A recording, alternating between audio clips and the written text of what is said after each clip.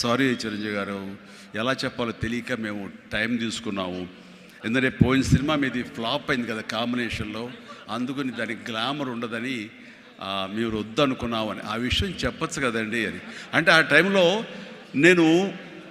నేను నాతో సినిమా చేస్తే సినిమా ఫెయిల్ అవుతుందని ఒక బ్యాడ్ ఇది నా మీద స్ప్రెడ్ అయ్యే అవకాశాలు ఉన్నాయి.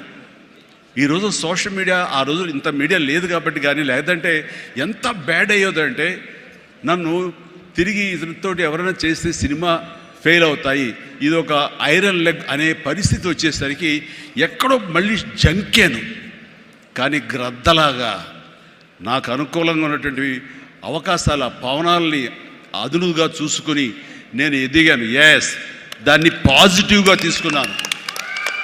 ఎవరైతే వద్దులే ఈ సినిమా చిరంజీవి వద్దులే అని నన్ను పక్కన పెట్టి అనుకున్నారో అలాంటి వ్యక్తితోటే నేను రామారావు గారి కంటే ఎక్కువ సినిమాలు ఆయన నాతో చేసేలాగా చేసుకున్నాను.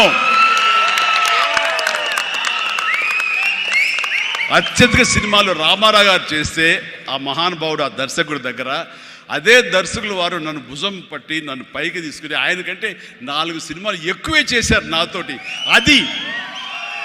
అది పరిస్థితుల్ని మనకు అనుకూలంగా మలుచుకోవటం, మార్చుకోవటం, తద్వారా మనం ఇంకొంచెం పైకి వెళ్ళటం అనేది.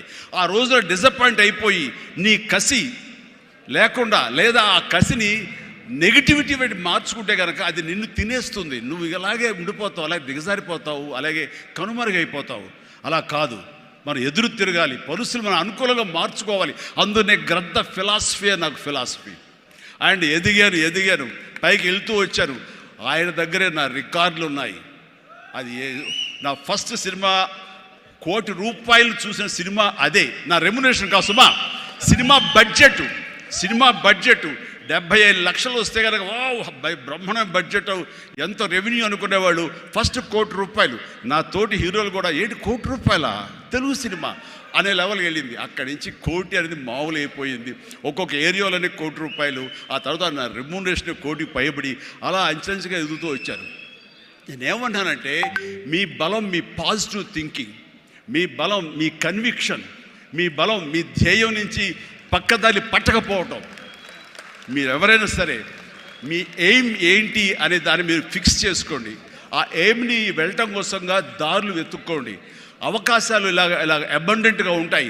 వాటిల్లో మనకు కావలసిన అవకాశాలు, మన ధ్యేయానికి లక్ష్యానికి దగ్గరగా ఉండే అవకాశాలు మనకి పాపపై కనపడుతుంటాయి.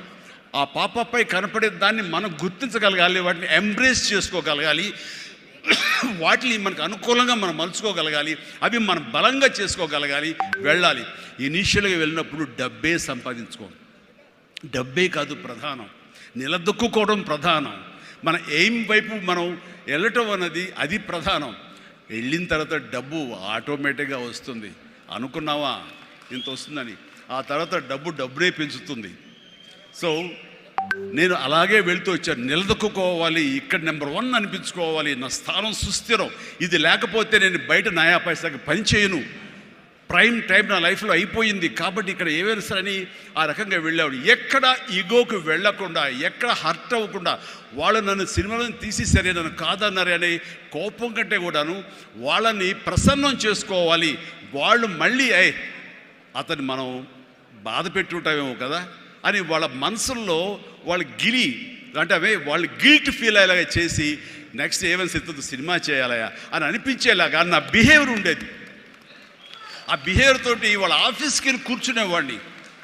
అంటే అక్కడ నాకు ఒక పౌరుషం లేదని కాదు, పరిస్థితి నాకు అనుకూలంగా మలుచుకోవటంలో నేను అది ఆ రకంగా కొంచెం తగ్గి వెళ్తాను. నేను తగ్గడం మూలంగా తర్వాత వచ్చే కరెంటు వేవ్స్ దాని మీద ఎక్కితే అదే తీసుకెళ్తాను పైకి. అది నమ్మిన వాడిని నేను.